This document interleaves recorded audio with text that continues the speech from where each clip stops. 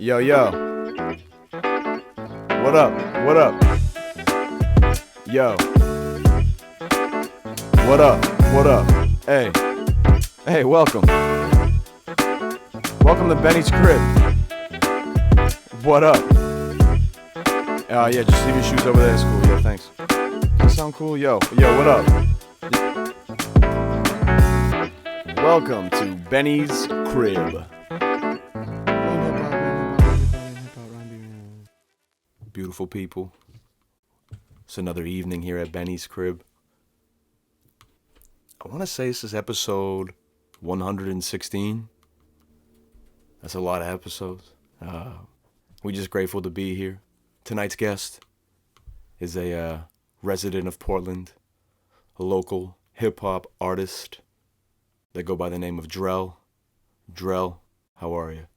I'm doing good, man. I'm doing good. First off, appreciate you for having me out here, dog. Like I said, some crazy people have been in this couch. So I'm just glad to be a part of it. Love, man. Thank you. Yeah. Happy to be talking to another person out here making music. First question we ask every guest is, what is your first memory of hip-hop? First memory, let's see. I got to go to a year, actually. It's crazy because 1999.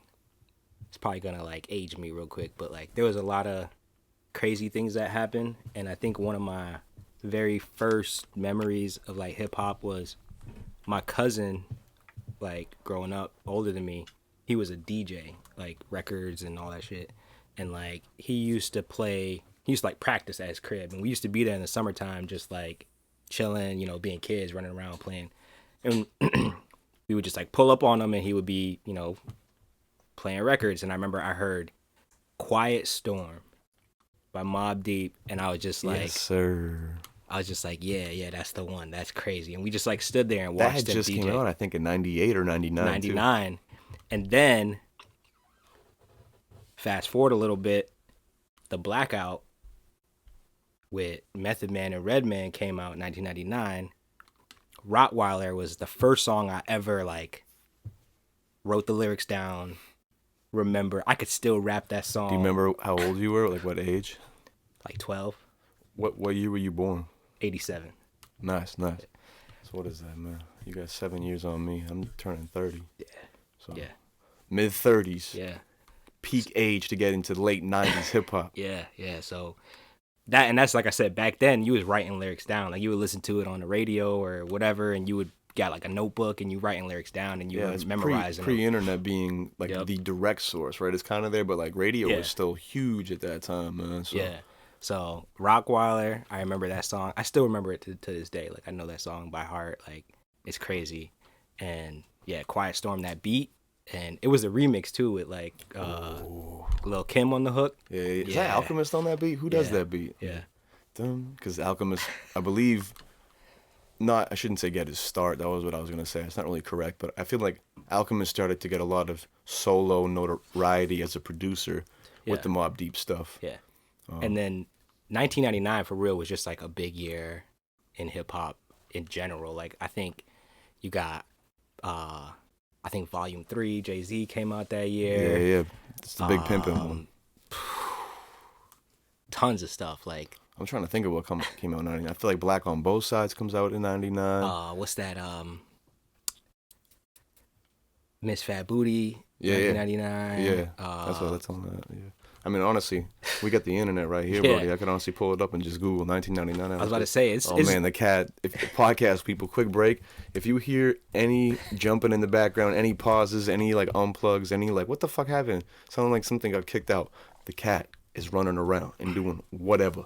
Just be alert. But we're gonna look up 1999 in hip hop music just for a second here, because I love to just stay in the present. I mean, we could look up anything from Silk the Shocker dropping to the Slim Shady LP to Things Fall Apart. One. Yeah. The crazy thing is, I remember going to, again, dating myself, but because I have a record store called Strawberries back in the day. Oh, let me interrupt you too, just to contextualize the area. Was this all in CT? Yeah, so because you're from Connecticut, yeah, correct? I'm from Connecticut. So this is growing up in Connecticut.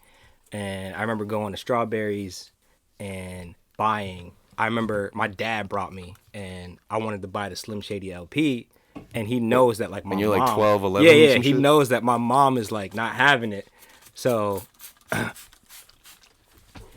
so he's like, you can get this, but you got to get something else. Yeah, yeah, And yeah. I remember I bought Slim Shady LP, and then I bought Censored? Crazy Sexy, Or- no, uncensored. And then I bought Crazy Sexy Cool by TLC to kind of Incredible. like offset it. Yeah. And so that, yeah, but Slim Shady, that's crazy that came out in 1990. I didn't even think about that, but yeah. Yeah, that is such a big album. Yeah, 1999 was a tough Like you year. said, Blackout came that year. Yeah. From Meth and the Red. I mean, that's one of the best duos I think still in hip hop history. Dude, Corrupts the Streets is a mother. That's a good album too from '99. Yeah. I'm not gonna get into like too much of a backtrack. Oh, dude, I knew I was forgetting two big ones too. I was gonna say I feel like Internal Affairs by Pharoah Monch came out. Yep. That came out, but Simon also Says. Operation Doomsday. Yes. MF Doom. That's Yes. 99. I can't forget that. Yeah. So that is good. I mean, you're 100% correct. That's a huge year in hip hop, and obviously, CT is pretty damn near close to New York City. So I feel like Yeah. radio stations must be tapped into a lot of East Coast music at the time. Yep. So I mean, when you start to get into hip hop, I feel like it's a really good place to be. Yeah. Did you grow up in one place primarily, or were you in CT for most of your youth? So yeah, most of my like youth I was in CT. I mean, if we like going back and forth, so like I lived in Fort Lauderdale as like a youth, like a young child. Like I grew up in. Like, Were you born Lauderdale, in Florida? No, I was born in Connecticut. Got you. But my grandmother lived in Fort Lauderdale, Florida.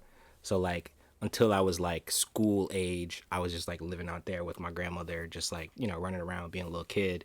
And the crazy thing is I wasn't really introduced to a lot of music while I was in Florida. Like my family, so a little background, my family is like Caribbean. So like my family's originally from Guyana, which is in South America, but it's like a part of the West Indies. So like I grew up listening to a lot of like reggae music, dancehall music, like soca, calypso. So I didn't really listen to hip hop. I have an older sister who used to listen to a lot of like R&B and stuff like that. So like I used to listen to a lot of R&B when I was younger. And then it's, like I said, until like I started hanging out with like my older cousins who was like tapped in, like that's when I really started getting into like rap music and stuff like that. And then I just like spiraled. And then crazy thing is like right after that was like the mixtape era. So then I'm just like grabbing mixtapes, listening to like you talking about like the digital mixtape era? no, just like the physical Out the trunk mixtape. on the street, Yeah, like rapping Who over other Kid, people. like DJ Drama, Drama, like What he got rated by White pre-invasion. Owl, like Kid, like Corrupt, Kid Capri, like yeah. Who's that other cat who was doing? Did you ever get any DJ Clue tapes? DJ Clue, yeah. Well, he was kind of like his tapes are more like official, like. But yeah, like you talking about like street, like White Owl was like probably one of the biggest like mixtape dudes back then. Like Who Kid was putting out all the like 50 Cent Locks mixtapes, Yeah, man. stuff Who like Kid that. has a lot of good mixtapes. I remember from like Yeah. just finding on YouTube because I'm a couple years younger than this shit, and then up in Maine, I'm not copping any physical mixtapes Right. like that in Right. in any kind of capacity at that time. So Yeah. And in Connecticut, like you said, like the proximity to New York, like so you have people that would go to New York and then come back with like mixtapes. And plug, they'd be the bulk order. Yeah. Let's So- keep it in that time frame, I guess, too. We'll get to the music and when that started potentially, but did you just have any kind of general hobbies or interests as like a teen or as a youth? basketball. Ooh, Huge Did you- basketball. Playing basketball. Played basketball, watched basketball, lived like I used to like go to school every day dribbling a basketball. Walking to school with the ball. Walking to school I with like the that. basketball, yeah. You're from CT. Yeah. Let's talk about what was your team. What was your NBA team growing up? So it's crazy, right? So I love sports, all kinds of sports, and my teams, because I lived in Connecticut, like I didn't really have like an affiliation, right? So like Connecticut, So is it's like a weird spot to be. You can Yeah. assimilate to New York. You can assimilate to New England. Like, where do you want to go? so the crazy thing about Connecticut is like it's actually split. And depending on where you live, that's what like channel you got on your TV. So if you lived like a little further north, you got, like the Boston channels. And like if you lived where I lived, you got Nesson. So you watched like the Knicks, the Yankees, like that's what you got on your TV. Would that be Yes? Yeah. Got you.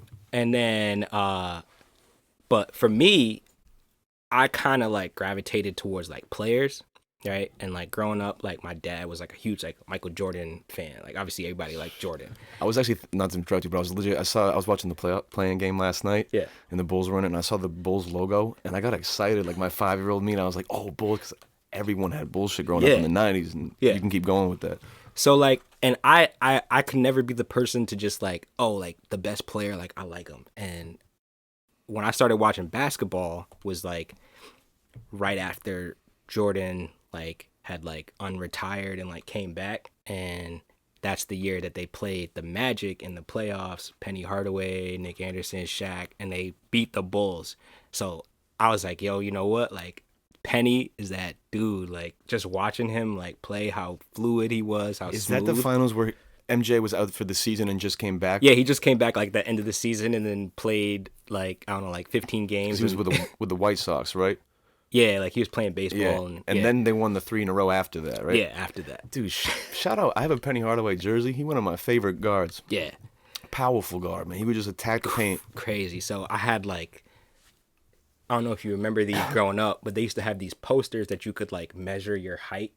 Oh, and they hold in the hand. Yeah, they hold in the hand. I had a Penny Hardaway one that I would just like, I had on my wall. He's what, 6'5" maybe? I think he's like pretty tall for a point guard. Yeah, he's like 6'3", maybe 6'4", I don't know. But I used to measure my height against that. So I became like a huge Orlando Magic fan just from then. And then, you know, T-Mac came in and that just kind of transitioned. And I was like a T-Mac fan, and then Dwight Howard. And now it's kind of like, until now, it's been kind of chill, but now I'm back on it because they, like Paulo Banchero. Yeah. But yeah, basketball was like my thing. I remember like dribbling, like I said, like I wanted to be like a point guard. Like I was just like I was actually kind of tall when I was a kid, so they used to put me at like power forward, center when I played ball. But like I always wanted to be a point guard just because like Penny was like the man. So I used to be on my basement just dribbling like all kind of craziness. But yeah, basketball was like my biggest hobby as a kid. Like. I love hooping, man. I can relate to that too. Yeah. I only played in 5th and 6th grade, and I was like on the expansion teams and shit. Yeah. Because I was like hella anxious and like a little bit like hefty at these times, and I was like, I don't know, I just wasn't balling enough to be making varsity for sure. Yeah. But I've still been balling, like getting high as hell with friends and balling for 4 hours like in college. Yup. Balling like just by yourself, like as a healthy, almost like routine and like mental health thing sometimes too. Like I just hooped yesterday, and I was doing some dribbling skills today in the afternoon. Like I love ball, man. And it's one of those timeless motherfucking sports. I'm not even that into sports, but I feel like sports you can just kind of play very simply with anyone. Like ball's one of those. Anyone can kind of, because you don't have to always play fast pace. You play pig. Right. And I feel like basketball is one of those things that can be like super therapeutic because you don't have to, like football, like you need people to play with you. Like tennis, you need, unless you're playing against a wall, like you need somebody to play with you. But like basketball, you could just go out there on a court by yourself, dribble around, take a couple shots, kind of like ease your mind. Like it kind of, like I do it, like if I'm real stressed or like I got a lot on my mind, I just like walk down the street to the court, pull up, take a couple shots, just kind of throw my headphones in, listen to some music. Oh, like, dude. Yeah. Hooping with music, nice day out. Yeah. Just when you got a lot on your mind and you're like, you know what? Let me just go practice my form for a second. Let me just go get a couple shots off. And you just, it's a good metaphor for the day. Like you might have a weird thing in your shot, you alter it, and you know how to make an adjustment, and you might be, successful after that, and I can carry on into the next act. So shout out ball, man. Shout out all my hoopers out there. Yeah. Go Celtics too. I'm very excited for this playoffs. We're filming this right as the play-ins happening, so maybe the playoffs will be starting. Who are you still rooting for the Magic right now in the playoffs? Yeah. Who are they playing in the first round? Cavs. That could be a winnable matchup, honestly. Yeah. That's probably one of the more winnable matchups in the East right now. 4-5 is usually like a toss-up. Like there's no real like. That's still a good team. They got like Jared Allen, Darius Garland, and a couple other solid players. There's that dude off the bench too who drips every now and then. Struess, maybe Max Struess. Yep. And they still got Donovan Mitchell. Like, dude, I didn't even say their best player, to be honest, dude. I forget how good he just kind of like stays in my mind too much. Shout out basketball, though. We'll move on. um, let's talk about music, man. Yeah. Music seems to be another part of your life. Always. You did talk about this when you were more in Florida, I believe, and I was going to ask about music being played in your home growing up, but Yeah. it sounds like you had cousin influence when it came to the hip hop shit. Yeah. When did you start to form your own relationship with music? I want to say probably more when I was like a teenager, just because, like I said, like my music was pretty much who I was around, right? So like if I was with like my mom or like my aunts or whatever, like I'm listening to like, like reggae, Caribbean music, like my mom type of person to like, she cleaned the house on Saturday, like, she opened up all the windows, she throw some music on, and the house is got a good vibe, you know what I mean? And obviously dance hall music, reggae music, like that stuff is very like uplifting and like it's a good vibe. It's like, got a good. You can keep going all day on that. yeah, shit. yeah. So it really lifts your spirits, and so like, and then like if I'm with my sister, then I'm listening to like R&B. Like she was heavy into like R&B. Older sister too. You said, yeah, right?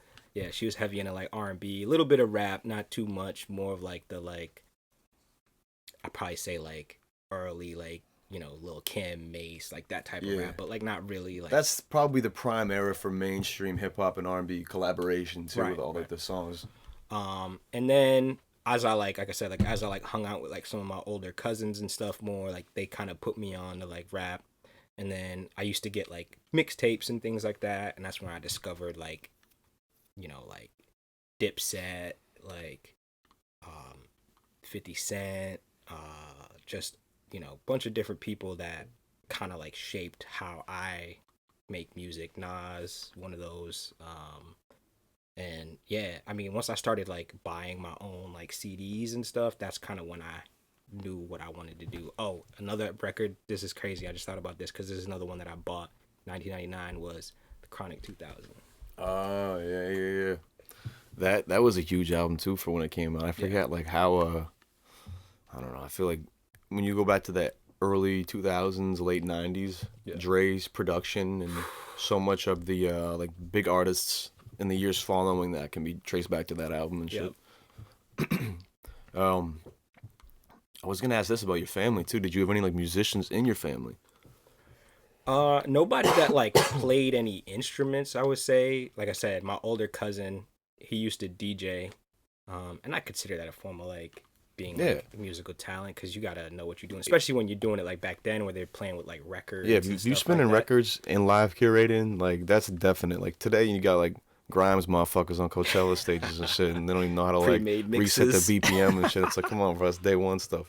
But back then, like, I mean, I'm a radio. I don't want to rain, but I'm like a radio DJ, and I do occasional like live sets on like a really small like controller and shit. And I'm even like hesitant to call myself like 100% a DJ, because I'm like, I'm not out there with 2 records. I'm not doing like that. That's a different type of craft. Mixing and what I mean, like, and back then, so this is crazy too. Back then, like the types of records they would get would be like promotional, right? So they would get records directly from the labels, and it would be like a single. So it would have like the track, the like explicit version, the radio edit, the instrumental, and then like the acapella. So they could like take the acapella and then put like a whole nother instrumental, and they mixing it like live like that. So yeah, I mean, that's probably one of the like first musicians that I really like looked up to, as far as like, like he's out here doing it. And like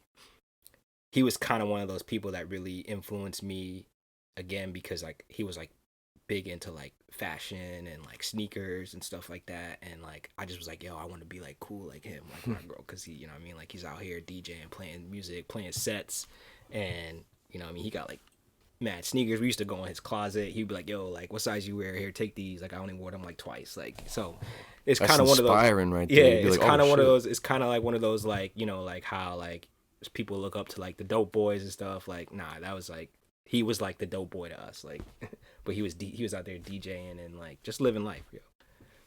Shout out that, man. Yeah. When did you want to start creating your own music?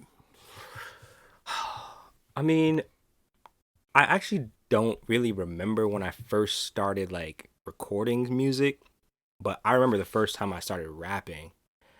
Like I always used to just like write down like random bars. Like I never really put them together, but like I would just like think of something in my head, be like, "Oh, this, that, and I would write it down. And then I remember one of my homies I was hanging out with when I was in high school, they used to rap. And I didn't really know they used to rap, but I remember I was chilling one day and they was like, "Yo, we about to, record some stuff, like come through, chill." I'm sitting on the couch and they, making this record, and it was like, "Yo, Drell, I hear you over there mumbling like rap something." And I was like, nah, like I was super shy and like, like I don't feel like doing it.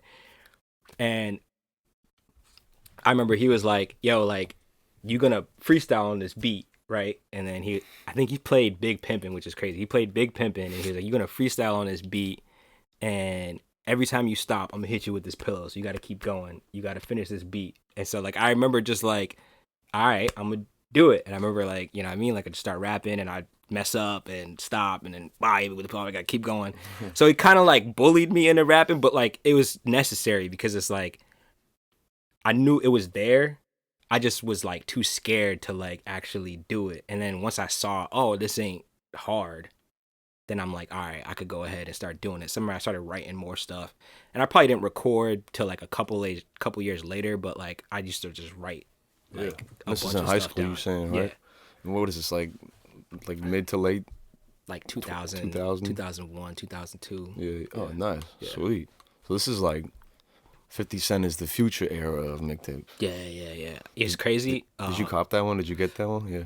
One of my friends that I went to school with, he was from New York, so he used to go back to New York all the time. He got Get Rich or Die Trying like 6 months early, and like brought it to school. And I remember being in lunch, and he would we had this like crazy lunch period where you could like either be in the cafeteria. We had like a courtyard. You can go outside and chill in the courtyard. And he brought like his CD player, and we was out in the courtyard, and he put it in, and he was like, "Yo, listen to this." And I remember hearing Many Men for the first time, and I was like, "Yo, like this is about to take over." That's and a wild like one. literally like 2003 came around, 50 Cent dropped, and it was just like, That's my favorite 50 song, I think, still. Yeah. I don't know why. It's just so, I mean, there's so many good 50 songs, and I think even like in his albums like Curtis that don't maybe get the recognition as like classics like Get Rich or Die Trying definitely is. Yeah. There's still dope ass 50 songs. Like 50 just is such a iconic part of not only East Coast and not only like, the mixtape era of rap, but he just has such a cemented place in hip hop, I think, because of his story. And I was about to say, I think it's he's very balled- believable. Like Yes, there's a yeah. lot of people that rap, and they rap good, but it's just not necessarily believable in the sense that like we know that this happened. Like Get Rich or Die Trying, like we know that 50 Cent wild story. like went through it and lived it and is out here telling his story. And it's like, so everything after that, you just can't deny it after that, because it's like, yo, like why would he lie? Like, Yeah, man. And like he blew the fuck up and like was balling out right after. Like he kind of dropped that album too. Like it was evident. Like, oh shit. Like we got Oprah singing this song and shit. Like, it was huge. And Indie Club is the song I'm referencing. So still one of probably the Indie Club is one of the hardest songs to like top in terms of like your big first single. Like, right. like that's probably one of the biggest And this songs is still that era. right. And it's back then when it wasn't like social media. Like That's when the hyping you radio up. and the mixtape circuit's so important. Right. So it's like songs now going viral and like, getting big is like, there's like that social media aspect. It's like 50 was like word of mouth. Or And like everyone hated him because he made that, what was that, How to Robs? yeah. But it's like word of mouth, or like you just hear it in somebody's car driving down the street. More organic in a sense Right. of like, in terms of the physical world. Right. So you kind of started to write your own music, you're recording a little bit. Yeah. Did you ever have some music kind of recorded and then have your laptop get stolen? So it's crazy. There's a couple stories actually. So first computer that I ever had, I don't know, like maybe like 200 songs. Like I was recording pretty much every day at this point. Like I would come home from like I was in I think I was in like college at this point. I was going to community college, and I used to work at this grocery store in the morning, and then I would go to school it was like right next to my school, and then I would go to school for like the middle of the day. Then In CT? yeah, and then I'd come home and just record till like I never slept. Like I'd be in my room just listening to beats, writing and recording till like when you kind of get in that zone, and then you look out the window and you're like, damn, like it's late, I need to go to bed. I'm having too much fun. I gotta let her like go to bed now. Yeah, and I go to bed at like 4 or 5 in the morning, have to wake up to go to work at like 8, and then just do it all over again. So I was writing and recording, and I remember I moved from my crib and I needed like a place to record. So one of my cousins was like, yo, like we could set up in my house, in my apartment. But what I didn't know was that like it was like his girl's apartment, and she was getting like Section 8, but she wasn't like living there. And then they found out, and like they got evicted, and so they just like took. Was that where the computer was? Yeah, they took everything and like oh no, and like took it out the house. And I'm in school, so I couldn't even like leave. And oh yeah, because you said you're a community college. yeah, so I'm in yeah. school, so I couldn't even leave. And he was like, yo, they just took everything out the house. And I was like, yo, can you grab the computer? And then he was like, I'm gonna try. Like he tried to go back there, but like because it wasn't his spot. It was his girl's spot, right? He couldn't claim it. He couldn't take anything. And like his girl was not around. And so like I lost that computer. I lost so much stuff. Some DJ drama shit. They ran up and stole everything. Yeah. And that's how the first tape that I ever put out was just stuff that I had like either emailed to myself. Yeah, because was your first tape Jet playing Drell? No, there's actually one before it that I think it's on. There might be a couple tracks on SoundCloud. I didn't check. Are you on DatPiff? I should have checked the DatPiff because it seems like you're kind of from that era. It might be. There's something on DatPiff. Is DatPiff even around anymore? I don't even know. I think they like took everything down. Yeah, there was a lot of news about it, and I haven't checked the little one of the most important domains in my life. Yeah, my cousin that actually was a DJ. Because back then to get your stuff on DatPiff, you had to like get it on like now. I think now you could like just post your stuff. It was on hard DatPiff. to get shit on DatPiff back in the day. So I had to use him. He had like a DJ account that he could like put stuff on there. So you had to have some more verification. I feel. Yeah. So he put something on there. I can't remember which mixtape, but yeah. So I have a mixtape basically called like the best of, and it's literally because it's the only tracks that I had that I could recover that was like on that computer from the Section 8 computer. Yeah, it got raided. Yeah, and I put that out. Then fast forward, I'm in like college now. So I graduated from community college, and then I went to like a university. I went to Southern Connecticut State University. So now I'm in like New Haven, Connecticut. I had a computer, and just one night, I wasn't in my room. I had like a couple of roommates. One of my roommates came back like mad late, drunk, left the door unlocked, and New Haven, somebody like ran into the, like, I guess they was probably checking doors or whatever, opened the door, ran in the room, grabbed the computer, grabbed his PlayStation, grabbed a bunch of other stuff, and just dipped. And I remember I came back, and I didn't even notice. I came back, I went straight to bed. And then because I didn't even look. I just like, I was tired, I woke up, went straight to bed, woke up, sat down at my desk, and I was like, there was no computer. And it was like one of those like, you know, it was like those like one piece like Mac computers, like so they just basically they didn't even take the keyboard or mouse, they just snatched the like, iMac. Yeah, the iMac. They just snatched the iMac. And again, dang, that's heavy. that's where Jet playing Drell came from. Was I just had like a bunch of songs. Two stolen computers. Yeah, I just had a bunch of songs that I needed to like do. So like, yeah, and then yeah, I don't know, and I don't understand why I never backed stuff up. Like I don't know, I was lazy. Yeah, that's still like, it's weird to think about.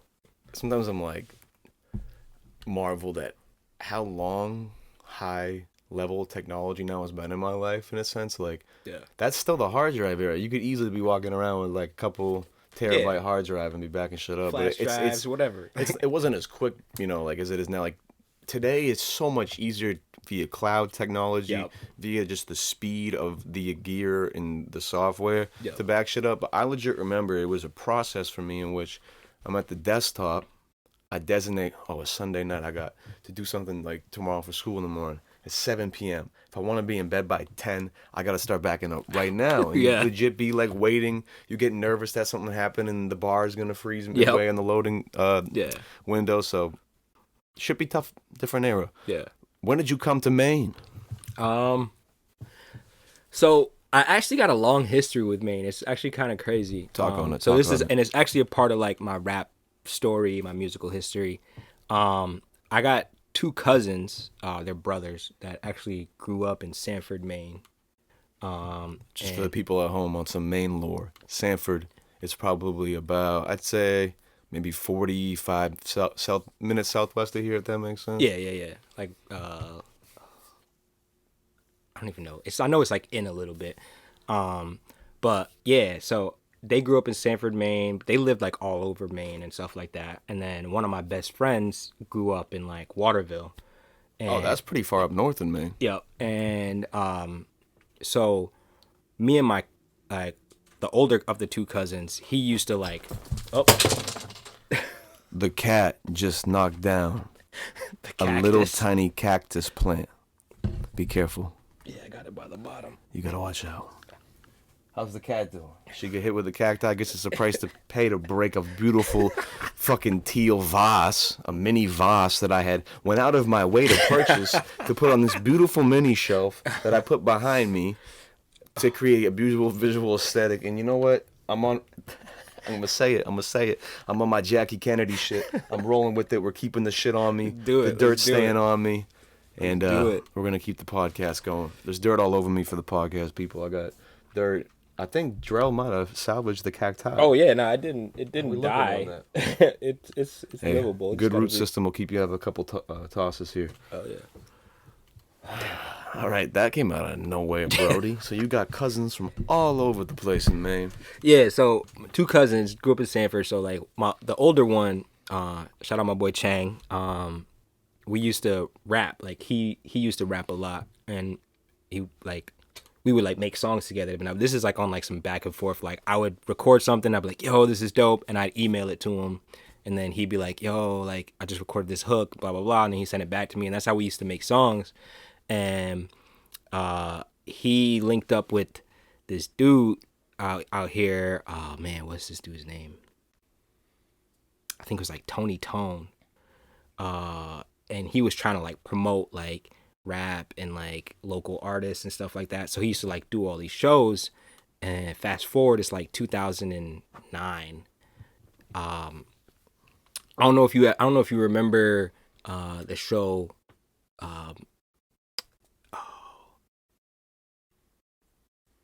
What's that dude's name? Flavor of Love. Oh yeah, And that chick New York. Tiffany Pollard. So there was That's her real name. yeah. So I grew up on them shows. so love that she shit. I think she had her own show too. I love New York. Yeah, and there was two dudes on there, Chance and Real. Real and Chance, and so they were coming How out. the fuck do I remember that? I think one of them died. R.I.P. No. Yeah, I think the one with the long hair. I think he actually died. R.I.P. Bro. Like, sucks. it's crazy, but Got me talking about Flavor of Love, second remove show yeah. So characters. they came out here Because they just had to their own show. Yeah, they came out here to do like an appearance somewhere in like Lewiston in like 2009. Huh. And apparently they needed like some openers. So this dude was like, yo, like you guys are like the dopest rappers that we know. Like come out here, do this show. Man, this was like a shit show, bro. Like, cause I remember we got there, they was like, yo, get there at like 6. So we could do like sound check and all that stuff. So we pull up at 6 and then ain't nobody ready. So we start drinking. I'm drinking like Patron and Sprite. Where was it? In Lewiston. Yo, I could not tell you the name of this bar. I just remember it had like some like Western type like sign out front. Like I don't know, it could have been Auburn too. I And couldn't you tell you. living in I'm living in CT Connecticut. Yeah. at the So time. I drove up here. My homies was living in Biddeford at the time, so I drove up. We was chilling in Biddeford, then we drove out, did this show, and like they didn't even Real and Chance didn't even get there till like 10. we went on at like 9 with no sound check, like, and just did our thing. There was like, because it was Real and Chance, there was like mad girls in there, so it was cool because like, you know, we got our stuff out there. But it was kind of crazy because we got there at 6, started drinking, we was kind of tipsy at this point, and we went in, did the show. I think we got in like some newspaper too. Like I'm gonna send you that at some point when I get it, because my friend's dad actually still has like the article like taped in his garage. But yeah, we did this show, and I'm like, damn, like, yo, like, Maine was hype for us, like, you know what I mean, like, we got to come out there and actually do it right. And I was supposed to do a couple other shows, but one of them got like snowed. There was like this crazy snowstorm. It got snowed out. And then I think I did another one like somewhere in Augusta, but it was like, that one was like, okay. So yeah, so I've been, you know, tapped in with Maine for like a while. Actually, there's a couple songs, like if you go back in my catalog, where like I reference, like, I think like one of them is like a Maine's rap freestyle, and then one of them is like just like me and my cousin just like talking about that connection. So yeah, I've been tapped in, but I've lived here since 2017, so I've been here like 7 years now. Do that. What made you move to Maine? So my best friend actually that grew up in Waterville, we was actually living out in Miami for a little bit, and he got into like a crazy accident, so he had to come back up here to like rehab and stuff because he couldn't like walk. I think he like broke like a bone in his like leg, femur. Yeah, and so he had to like come up here and like rehab, and like his parents was gonna take care of him. And one of my cousins that lived in Boston was actually also moving to Portland because he got a job at Maine Med, and he was like, yo, like, if you want, like, just come out to Portland, move with me, we could, you know, figure this out. And I was like, let's do it. Like, that's kind of my attitude been. Like, I lived a bunch of places, and it's all been like, yo, come out here. And I just popped out. Yeah. So that's been cool because I've got to see a lot of different stuff. It's definitely helped my like music, because I think when you like experience a lot of different places, a lot of different lifestyles, just a lot of different life in general, like, you kind of got more to feed off of. How many different places have you lived in, you think? So let's see. Like I said, lived in Florida when I was young. Connecticut most of my life. I actually lived in Springfield, Massachusetts for like a year. I graduated high school in Atlanta, and that's kind of where my music really started kind of forming. Because when I went out there, I met a bunch of different people that were just like, we was all into music. Like, we was all like rappers, like trying to, you know, figure out our style, figure out what we trying to do. And I brought that like East Coast, like up north style. Yeah. And I kind of always liked to figure out like who I liked at the time, and I used to try to like rap like them. And so at that time, I was heavy into like Dipset, and so I was doing a lot of the like crazy metaphors and similes and like real exotic, like, you know, like pink lemonade, like similes and stuff like that. Like, so they was like, oh, like, that's tough, like, you nice with it. So then we just kind of formed this little group, and we used to like make music and rap. And again, that's all stuff that was on this computer that got evicted.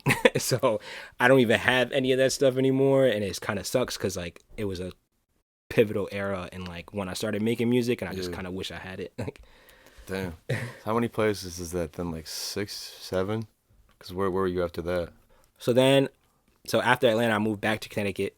I went to college in Connecticut. And then when I graduated college, I moved to Boston because I had to get out. Like, for those who don't know, Connecticut's a pretty boring place. Yeah, I've heard that. Got a lot of Lyme disease too.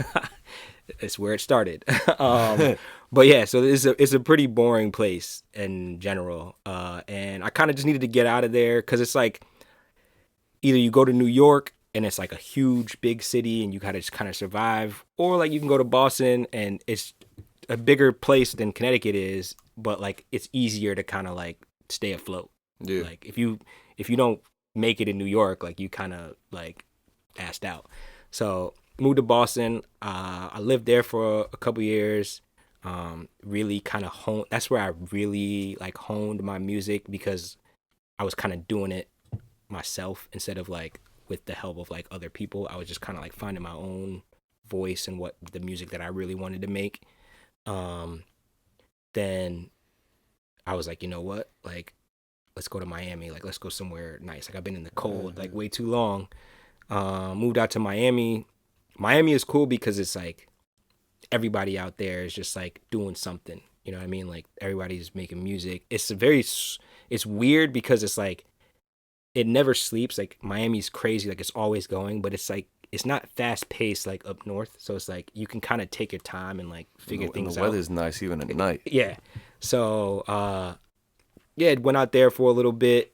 You know, was again trying different things. There's a lot of like EDM and a lot of like different types of music out there. So I was kind of like seeing, okay, is this something I can do? Is this a lane that I could like sneak into and try to like make something with it? And it's cool. It's not my thing. It's not like my favorite thing. I could do it if I need to, but like I'd rather just kind of make like whatever I want. And I think that's kind of what helped me figure that out is like, yeah, I'm just gonna make the type of music that I like. I'm not gonna try to like force something. And then again, after Miami, moved out here, been here since. Nice. And obviously it sounds like you've been making music during this whole process too. Yeah. Because in my research, I saw projects, you know, obviously we mentioned Jet Plane Drell, Yep. like True Colors, Yep. Long Live the King, Yep. Flawless Victory. Yep. When I'm looking at a lot of these tapes too and listening to them, I just get a huge like blog era, mixtape, Dat Piff era feel. I mean, more specifically probably in Flawless Victory. Yeah. Because I think you're using different instrumentals for like Yeah. for certain songs that were kind of popping at the time. Yeah. And it's just evident that you're a fan, I think, of just the hip hop culture and like listening to this shit, not only creating it. Yeah. What were you kind of learning about your style as you started to refine it, working on these tapes, you know, before you came to Maine? Were you kind of like honing in on a goal or an identity maybe? Yeah. So, I mean, so again, Jet Plane Drell, like I said, it's just like a bunch of songs that I had that I kind of needed to do something with. There's a tape in there that you won't have, that came in between. Offline. Yeah, it came in between Jet Plane Drell and True Colors, and it's just called It's Just Drell. That's your IG name. Yeah, and it was kind of one of those tapes where I tried a bunch of different styles. So I did like the rapping, I did the like, you know, kind of like talking to like girls. You know, like I did like I remixed that Gautier song, like Used to Know. Somebody that I used to know. Yeah, I did like some J. Cole type rapping. I did like some Drake type rap because that's who was like hot at the time. I did a lot of kind of like hype stuff. And I was just trying different things, and I think that's the tape where I kind of knew that I could do a lot of different stuff. And then you get True Colors, which I think, in my opinion, is like my best body of work as far as like the cohesiveness and like what I was trying to do. At that point, I was really working on hooks and concepts, and like making songs that could like stand the test of time. Like, so it wasn't very like a moment. Like, there's a couple tapes that are just like moments. Like, It's Just Drell is kind of like a moment because it's a lot of like mixtape type stuff. So it's And like, it sounds like, you know, you're trying to maybe not assimilate, but there's certain big artists or songs, trends at the time. It's like, let me just try this, see how it feels. And Right. it might not, you know, looking back, be the most organic to who you are as an artist. Right. And when I made True Colors, man, this was like my favorite era because I was living in Boston. I actually had this little room off of like my bedroom in the crib that we lived in, and it could probably fit maybe like 4 or 5 people. Like, you couldn't even stand up. Like, the ceiling was like super low. I think it was like a playroom for like some kids at one point. And we set up a studio in there. It was like the smoke room. Like, it was just like the spot. Like, shout out to everybody that's been in there. Shout out to everybody that knows the little room. Like, That's clutch because you can just be recording in there. Man. yeah. So Good vibe. I used to sit in there. You know what I mean? Spark up, had my little fridge with my drinks, had the mic, and I would just like rap. And I made maybe like 20 or 30 songs, and maybe like 12 of them made it on that tape. So there's two parts to that tape. There's the first side, which is just basically like me, and then I was living with my cousin, Will Sean at the time, S. Dot, and he's on every song on the second half of the tape. That. And so the second half of the tape is kind of like an ode to me and him. We used to kind of like do these things, and we just call them like adventures. Like we'd go on like food adventures. Like we'd go find like the best burger in Boston, or we'd take a trip out to the woods in Maine, or we would go to like New Orleans or whatever. Like we go like a bunch of different places, and that was kind of like our way to like ode to these like adventures and stuff like that. And you can preserve it. I mean, we talk about timelessness in a sense. When you can authentically and maybe and in a quality way with effort translate your life and times into the music, then you go back to the music, it's like you're there again, right? It's like that timelessness again. And a lot of it was like freestyled.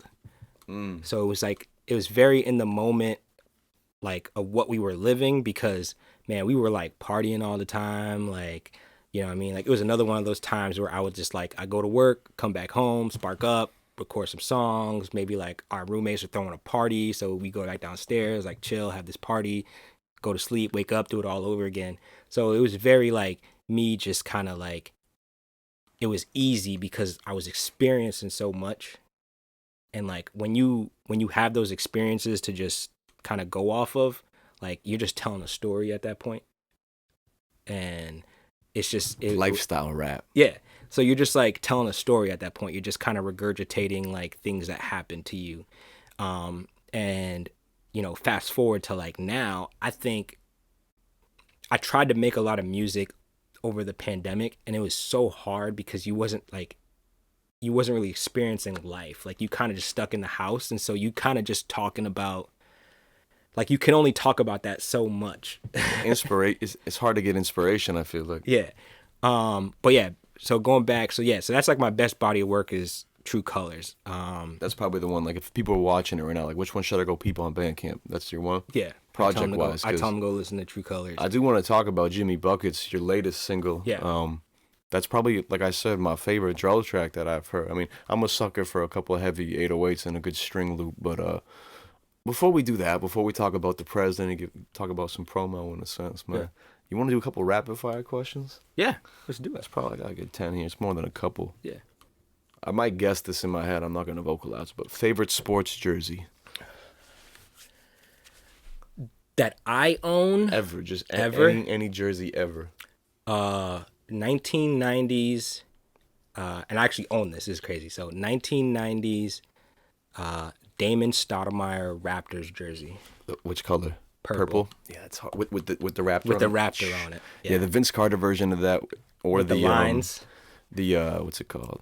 T-Mac version of that's probably my fave. Yeah. I also love the black kind of pinstripe penny. Yeah. I have that one myself. I'm a huge fan of that. One I've always loved too, for some reason, it's just such a classic to me, is the Cleveland Cavaliers with the yellow city? Alternate. No, like the 05 LeBron alternate one, that yellow one with the alternating, I think it's red and white trim. Yeah, Loved I think close second is T-Mac with the stars. What's the blue stars? The blue Magic jersey with the stars on it. The Magic. Yeah. Like is it the solid blue one? Yeah, but it has like stars, like the little tiny stars. Yeah, they had cool branding. I kind of prefer. I think they brought those back this year for nice. I think it's like their 35th anniversary or something. I saw like that. the Celtics play the Magic in December. It was actually my first Celtics game, and Paulo Banchero had like 25 points in the first, and then they lost. But the Magic do be a fun team. Yeah. Shout out sports jerseys. They're great. It's crazy.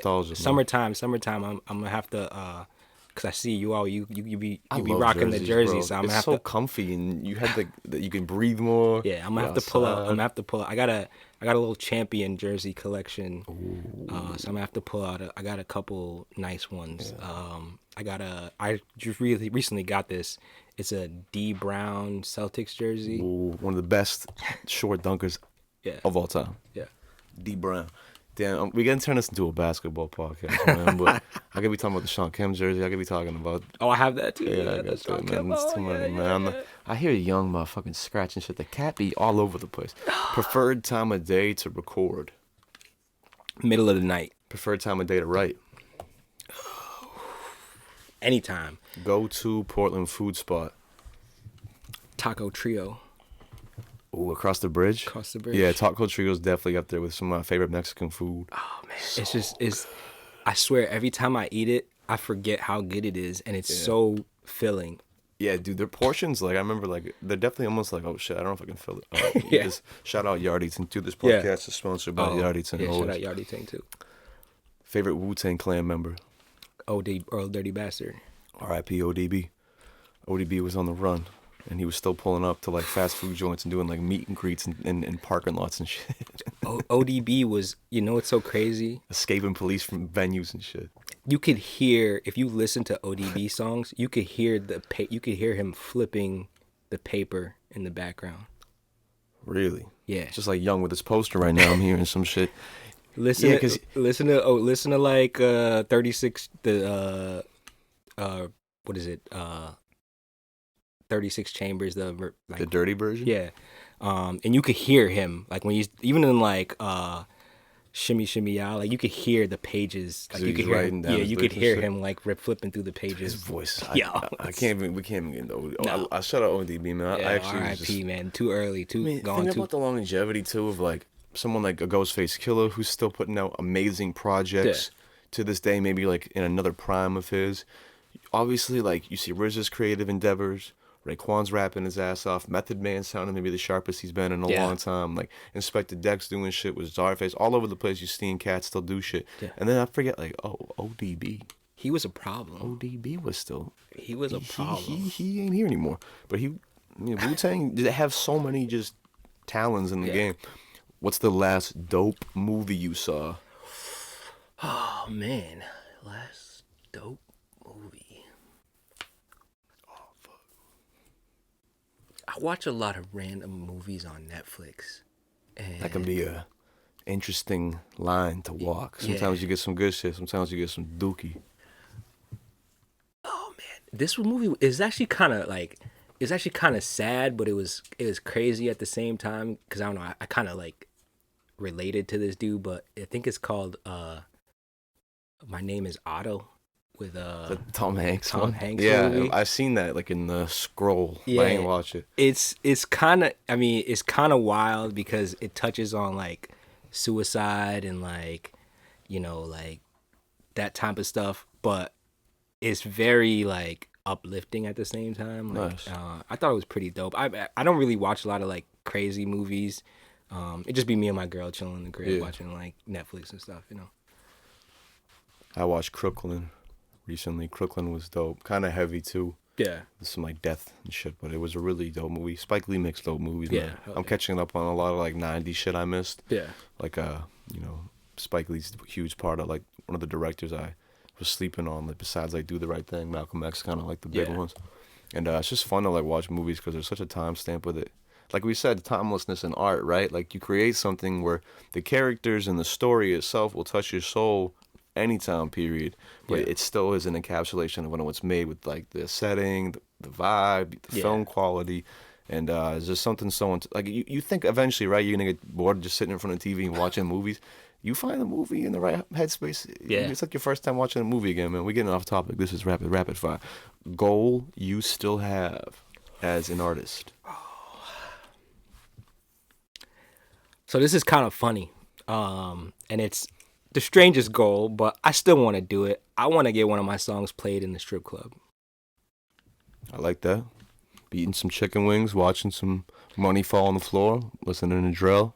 Yeah, I Let's think get it it can going. happen. Maybe we go down a little bit more south for that if we want to do that. Yeah. But you know, if you got to go, what's that place? Diamonds. And I don't or even some know. shit. They didn't change the name of that place so many times. Not PTs. They changed it. I don't even know what it's called anymore. But What's PTs called these days? Anybody know?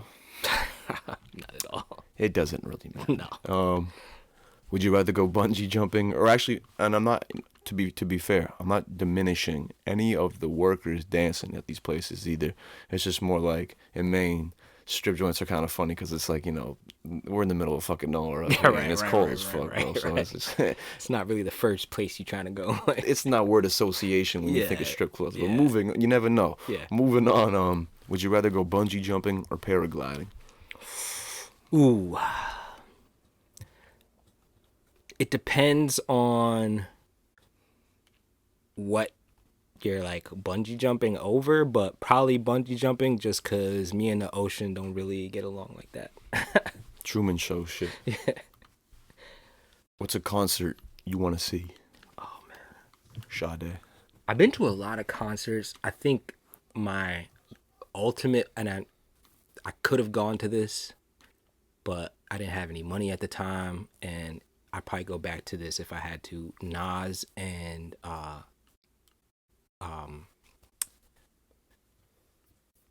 Lauryn Hill. Nas and Lauryn Hill. It's a good show. They was in Miami when I was out there, and I could have gone, but I didn't. And I'm glad I didn't, because it was one of those ones where she showed up like 3 hours late. But I mean, those are two of the goats to me. So Tremendous. Portland is a beautiful little area, but it's obviously changing a lot. Things are kind of, you know, getting pushed out that are really cool. yeah. But what's something that's still here you want to shout out? It could be a person or just anything in general. Like, I mean, I shout out the people that's trying to keep pushing this, you know, culture forward. A couple spots. We talking 33 by Hand. Shout out James over there. Low Quat. Shout out Jordan and Madison. You know, all the venues still trying to, like, you know, push this thing. Shout out to the Fodian. They was really hyping us up in the beginning, giving us a spot to kind of perform. So yeah, shout out to all the places trying to keep this, you know, hip hop movement pushing. You know? yeah, man, I agree. Shout out all the venues that keep letting independent shows occur. Shout out, you know, 33, BPM, Fodian, Suntiki occasionally. Yeah. Flask Lounge too. They be doing a lot of independent shit. It's like a odd concept to like have to like fight to kind of get independent shows. But, Right. I kind of get it too when you're like a promoter and you're trying to do what you got to do from that sense. But at the same time, it's just like, man, you know, it's hard to find the days where it's like you just have a cafe, restaurant, bar that's so successful and they have a stage area too. And they're like, hey, whatever's kind of cool, we'll figure it out. Because we all know how bad the economy is and shit. So that's kind of why, you know, because things are so tight out here, I do want to keep shouting out shit that's still around, because it's too easy to like get negative, and it's too easy to like look at all the change, gentrification, rent, cost of living increases, and justifiably like want to like kind of just get down. I mean, I get upset and like shut down, but you know, I do remember like, shit, man, if I'm still breathing, I'm still waking up, I want to still make sure we preserve shit, man. There's power in numbers, man. There's motherfucking power in community. That ain't some like just shit you say. It's shit you back up with your body, with action. That's really important to me, man. I mean, that's why we're doing 116 episodes. Yeah, shout out to the Portland Zoo too. Shout out the zoo. Great example. It's not summertime, so I'll be forgetting about them. But soon enough, I'll be sashaying down there, hopefully. And that's the spot. what did fuck, man? I can't even remember what it was called. Is it Nasia Party? Is that what it was? Oh yeah, they bringing it back. Yeah, man. I think this Saturday. And then Olga Suya. Yeah. I don't think this is coming out before Saturday, but just go to the fucking. I think it's gonna be like every Nasia parties. It's either every Saturday or every Sunday. Naija. Naija. Yeah. Naija parties. I think it's gonna be like every like first Sunday or something like that. At the zoo all summer. Yeah. Some of my favorite parties last year. Yeah. That's and I don't even like. I'm not a huge party guy in the sense of like. It's just social, but. Like, or just like needing to go out and do shit and be social, but when you just have people who are enjoying their little pockets of people, but everyone then can kind of like mold and bump into each other. There's no like forcing anything, especially the music, the libations, the water, and the food is all tight, and you good, bro. And like that's in the weather. It's the zoo. You're getting me too excited. We're getting off topic.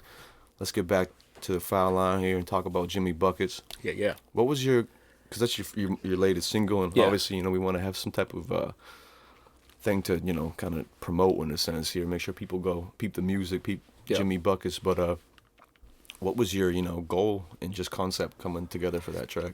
So it was actually a little experiment that I was trying to like run last year. I did a little freestyle series on my Instagram where I was gonna do 3 freestyles on like, you know, just different beats, like popular beats that people knew, and then at the end I was gonna put out a song, and I had maybe done like 5 or 6 different freestyles, and I think once I listened back to Jimmy Buckets and the feeling that I got from it, I was like, yeah, this is the one. This is the one. I mean, cause like the first one I did, shout out to the homie Goddamn Chan.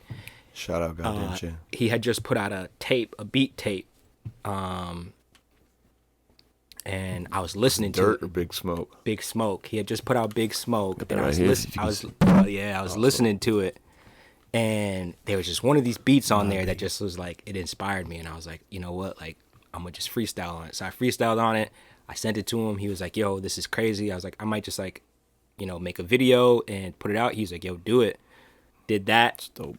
Then I did like a Hit Boy beat. And then I did like a beat off of like Drake had just put out his album. I did a beat off of that. And then I did a couple more freestyles, and that Jimmy Buckets one to me was just, it was it. And the concept behind it was like, I feel like I'm kind of in my like villain era, not necessarily like the bad guy, but like if I gotta be the bad guy, or if I gotta like talk tough, or if I gotta be the one to kind of like, you know, put people in their place, then I'm gonna have to do it. And there's a bar in there that kind of really resonated with me when I was kind of like freestyling it, but it was like, even the villains wear capes. Cause it's like, you know what I mean? Like I could be out here looking like a superhero, or like you could be out here looking like a superhero, you know, you got your cape on, but you really not doing nothing to kind of like be a superhero or be the hero. And I think just kind of how I went in, even when like there's like a beat switch kind of in there, and I kind of like paused and then came back around, and I mean there's just like a lot in there. And you know, Jimmy Butler to me, he's just kind of one of those people where his story is crazy, and you know, there's a point in his career and even till now where he's kind of taken as like the villain, right? Like he's trying to like push his teammates, he's trying to like make everybody better. I mean, yeah, it's like villain in like maybe the sense that like his goal is operation number 1 in a sense. Like, Right. You get in my way, like I ain't playing nice about it type shit. No. Type shit. Everyone says that these days. Damn, like, they got me. And so I remember watching, so this is like back when they were playing in the bubble, and they were playing like the Pacers, and there was that one dude that was like going off, like he went off like the series before, and so I forgot his name. It wasn't Halliburton, was it? No, it was some random dude. Honestly, I couldn't even remember his name, but he had dropped like 50 points or something like that, and everybody was like, oh, like, you know, in the bubble there's no crowd, like you're just playing in like a practice gym, so it's a little bit easier for you to kind of do your thing if you're out there. He had dropped like 50 points or something, and he was talking tough to, you know, Jimmy Butler going to that series. Jimmy Butler put him in his place, and he did this interview afterwards where he just was like, yo, like, don't push me. Like, I'm not the one you want to push, like, cause I'll fight you. Like, like if I have to, I'll fight you, but you're not better than me. Like, and that's just kind of how I feel. Like, I'm super humble. I'm super like supportive, but like, I'm not the one that you want to like push. I'm not the guy. Like, and so that's kind of how I felt. And that just kind of embodied the whole song. So that's why I named it Jimmy Buckets, because it's like, you know, like come time to do it, I'm going to do it. There we go. Right from the artist's mouth. Yeah. Is there anything else you want to tease that's coming soon, maybe? No pressure. So I mean, I got a bunch of songs. I feel like first off, I mean, I need to shout somebody out that's super important to like my career right now as it goes in like Maine. Shout out to Genius Black. Shout out to Gem City, the whole crew. You know, that's kind of how I really kept it going once I moved here. I met Genius working at Apple, and he was like, "Yo, we need to make music," and we started making music. We put out a couple albums. Gem City 1, Gem City 2 just came out last year. We got a big song out right now. There's a video for it. Shout it out. Shout out to Humdrum featuring Kev Coast and Tinyfoot on the hook. Go peep it. Go peep Gem City 2. It's a really dope album. You know, we got Susie Assam. We got Kev Coast. We got Tinyfoot. You know, just a bunch of dope artists. You know, shout out to everybody else that's kind of been on all the other albums. And so, you know, shout out to Genius Black. He kind of like, you know, he's like the curator of all this. And I mean, I've been working with him. I got a couple songs that I'm working on, a couple things in the works, you know, working with a couple other people. I think that's the thing that I'm trying to do right now more is like work with more artists, work with different artists in Maine. Just kind of people that like inspire me, that like, you know, when they rap, it makes me want to rap in a sense. Just being like really in the moment with it in a sense. Yeah. And so there's stuff coming. I'm really meticulous now with it. I used to just kind of like record stuff, put it out. I think now You were saying you were freestyling shit and just dropping it way back in the day. Yeah, it was just like, yo, just freestyle, throw it on SoundCloud, freestyle, throw it wherever we could put the music. And I think now I'm just trying to curate things a little more, make some more cohesive projects, things like that. I'll probably drop a couple things here or there. I got a song called No Reservations. I think this can be the next song that comes out. It's for all my smokers, it's a weed song. It's not a Anthony Bourdain reference, is it? You know that is. You ever seen the show No Yeah. Reservations? Oh, that's the homie. I wish. No, it's just basically like, you know what I mean? Like taking flight, like with no reservation. Yeah, with the weed. Yeah, with allegedly. Allegedly, with no reservations. Like you ain't, you know, you didn't plan it. You just kind of did it. You in the sky. I'm picking it up. You just flying to fly. Yeah, baby. yeah. You got no destination, no reservations. You just chilling. So that's probably gonna be the next thing that comes out. Good shit, man. Yeah.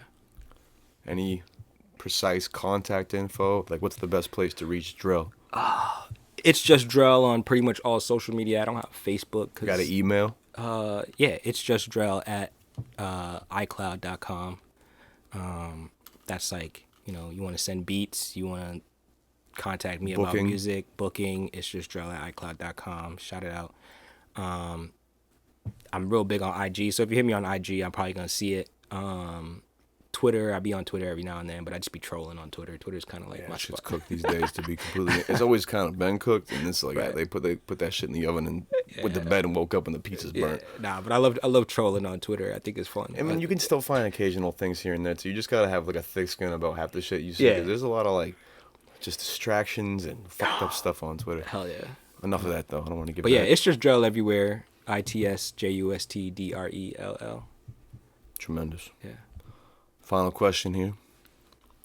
Where will Drell be 1 year from now? If we being completely honest, probably sitting on my couch. Yes. Interviewing me, man. Drell's crib. You know what I mean? Switch it up. No, I mean, I'm trying to do a lot of things. I think I never know where I'm going to be, honestly. Like, because if you asked me, you know, 10 years ago if I'd be in Portland, Maine, like, I'd probably be like, You'd be someone who traveled a lot, so you probably know how to I honestly I don't know, and things could always change, but I mean I think I'm pretty good here. I feel like Maine to me has kind of been like the place where I could come and like finally like relax. Like I've always been places where I just had to keep going, had to keep moving, and like now I think like I just found a place I could just chill. And I'm still proximity to a lot of places that I need to be. So That's a beautiful thing. yeah. Well, thank you, Drell, for sharing Yes, your sir. story and parts of it thus far. Yeah, thank you for having me. Shout out to Soto, the producer who creates the instrumental, the theme song to the show. Shout out to Willow Picks behind the camera on the photography and the promotional video. Also, shout out to Yardy Ting for sponsoring this podcast. Above anything, I just want to say our dollars are very important, and what we spend our dollars on really matters a lot. It's like minor investments. Whether you trying to directly support local artists, local businesses, just the local communities you care about, or even if you're trying to divert your money out of like the white supremacy machine and stop like funding genocides and shit, it's important to just remember like a lot of this shit really is how you spend your bread, yo. That's all I wanted to say. Much love to everybody. Shout out Yardy Ting again. See you next time. Peace.